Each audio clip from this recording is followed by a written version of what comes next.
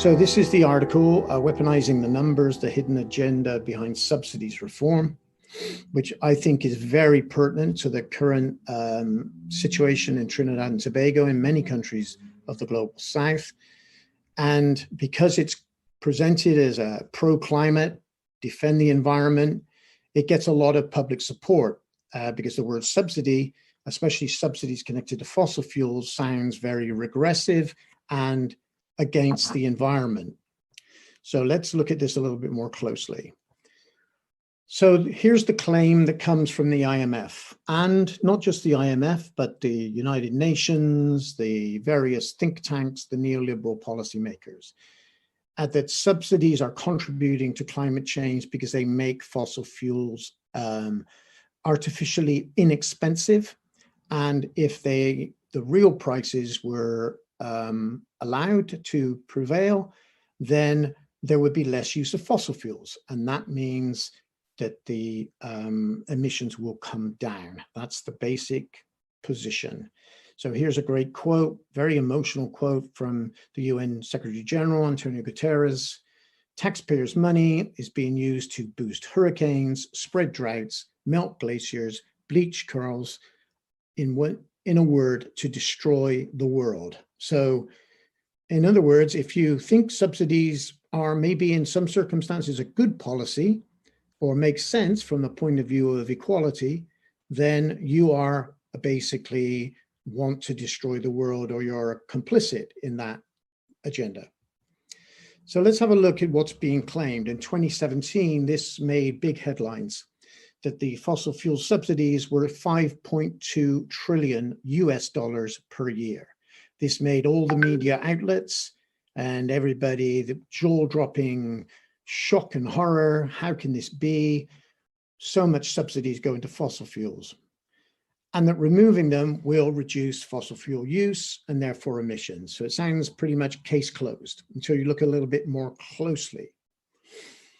So the actual producer subsidies that go to oil, coal, and gas companies to produce in the form of to extract and process and refine fossil fuels is quite low. So we're talking of the 5.2 trillion, 18 billion annually, which in the context of energy expenditure is actually a very small amount of money.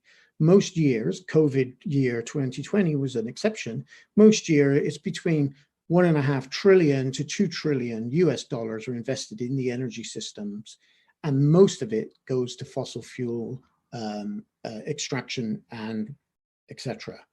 So a very small fraction is producer subsidies. This is preferential tax treatment, direct budget transfers, corporate welfare for fossil fuel companies. We don't support this, of course, but we have to get it in context of the whole energy financial transactions. So it's not a lot of money for the producer subsidies. So the NGOs, a lot of them who really don't like subsidies and feel that subsidies should be removed, say that, well, it's more than that. It's actually, depending on which NGO you look at, it could be as high as $440 billion a year, which is a lot higher. And by this, they include any state-owned companies that invest in fossil fuels. They calculate that as a subsidy. So they said 286 billion was invested in 2014, though it must be a subsidy.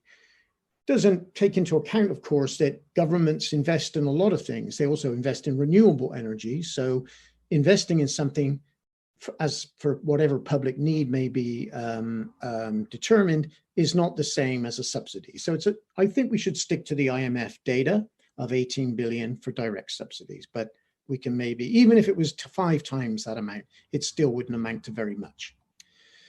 So here's where it applies to the Trinidad and Tobago and other countries.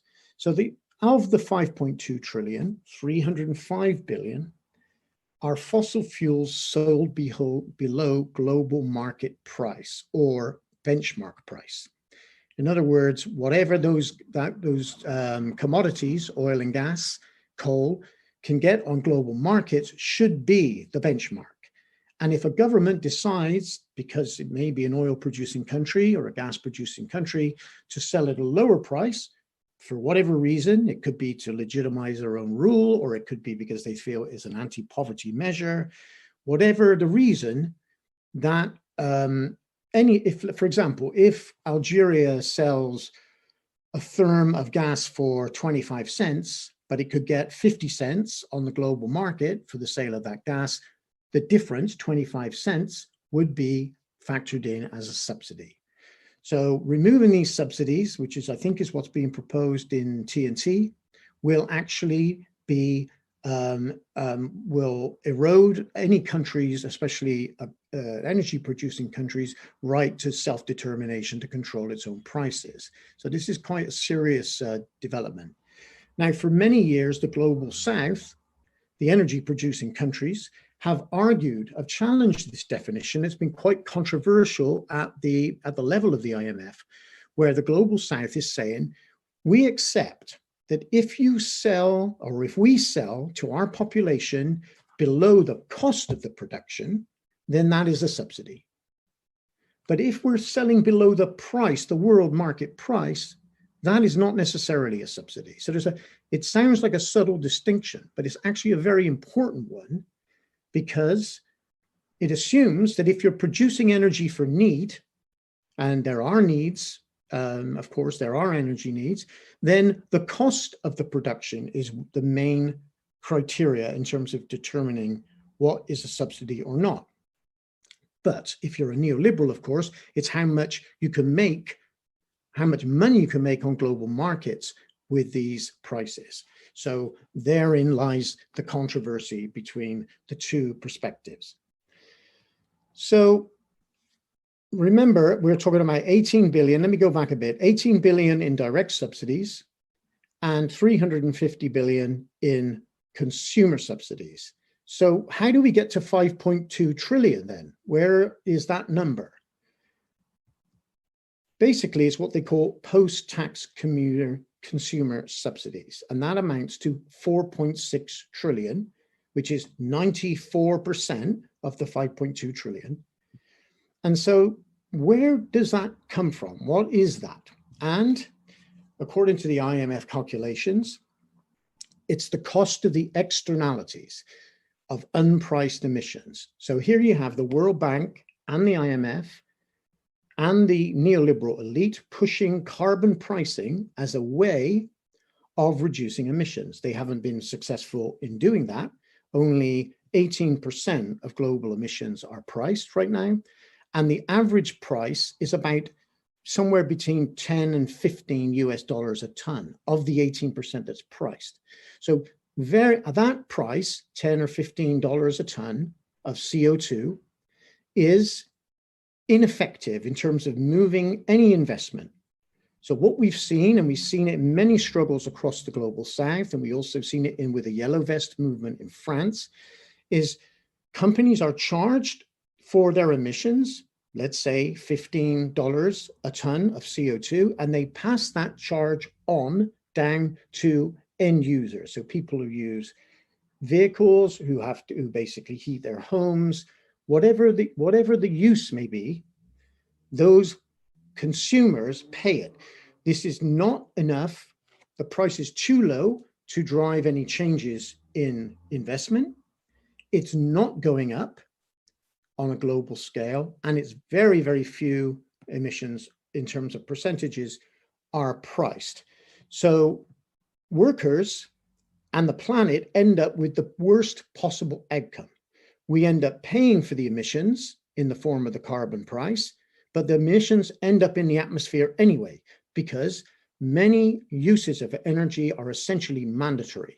We have no control over, if you live in a rural area in the United States, you have no access to public transport. And that's true of many, many countries. So you need a vehicle. If you drive a taxi for a living, if you drive a truck for a living, and you're an owner operator, you're going to need to pay for gasoline. There is no alternative at this stage.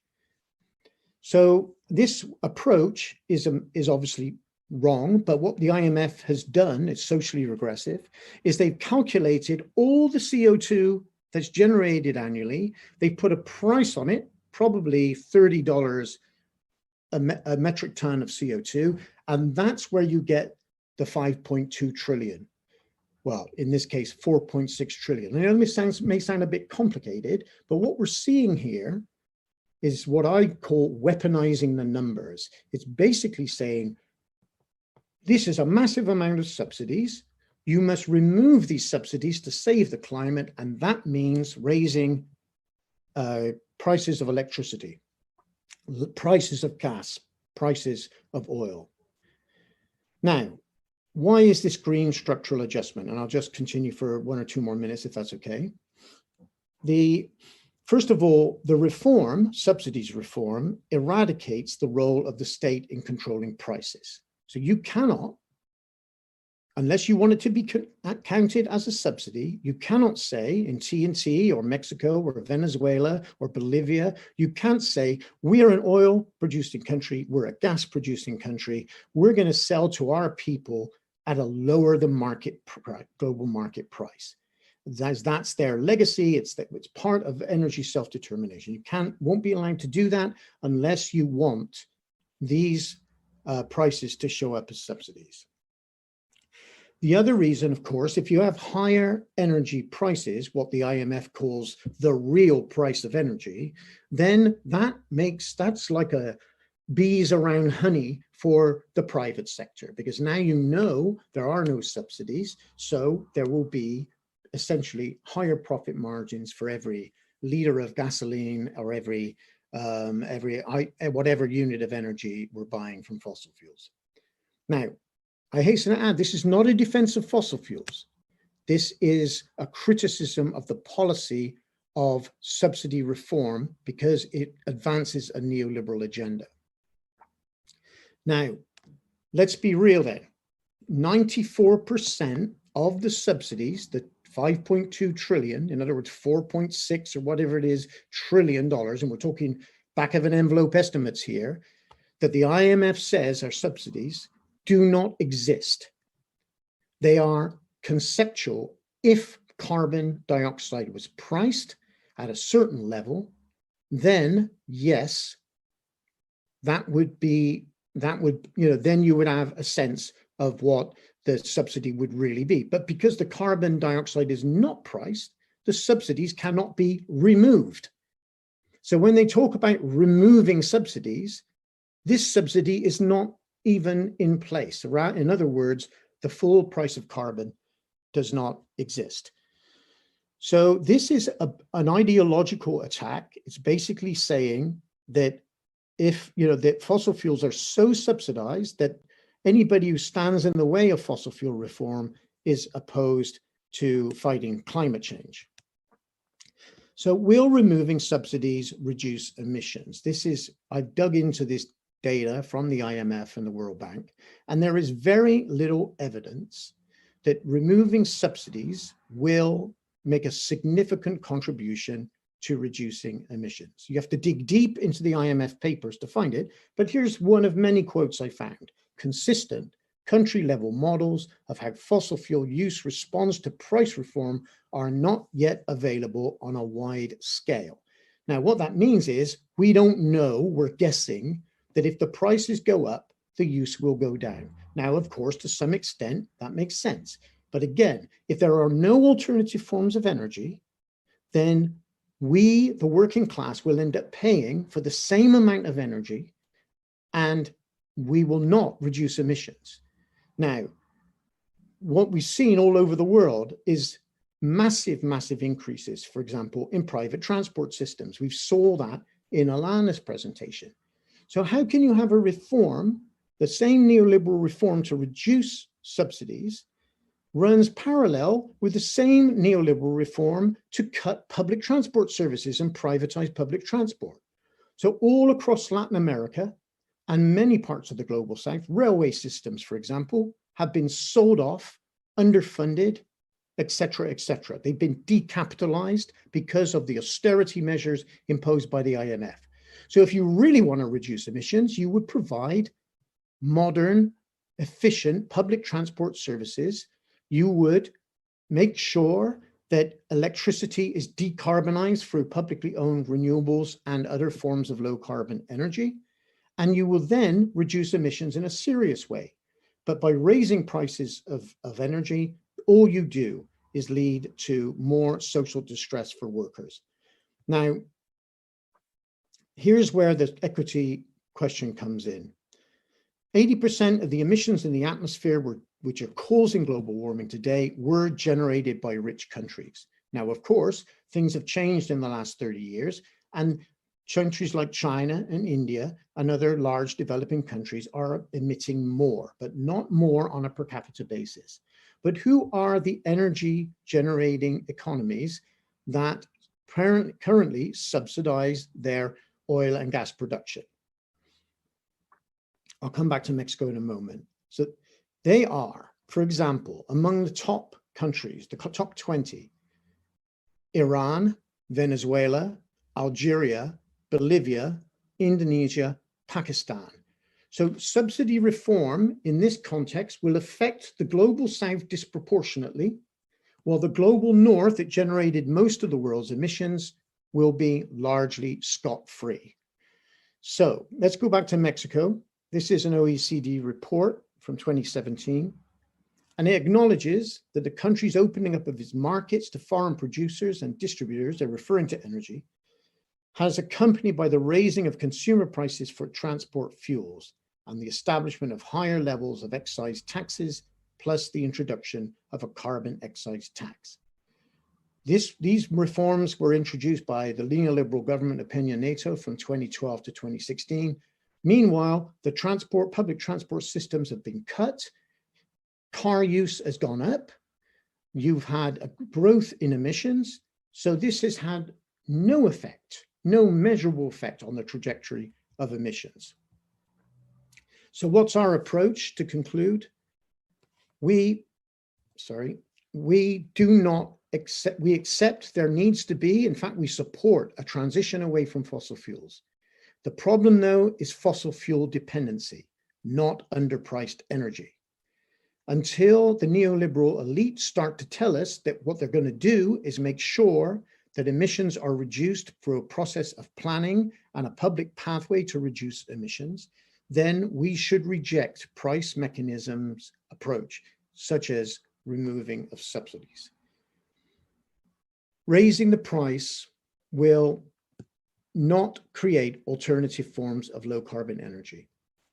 This is what the short-term pain will become medium-term pain and theoretically even long-term pain for workers, unless there is alternative energy that can be used by the broader populations in a fossil fuel dependent economy, global economy.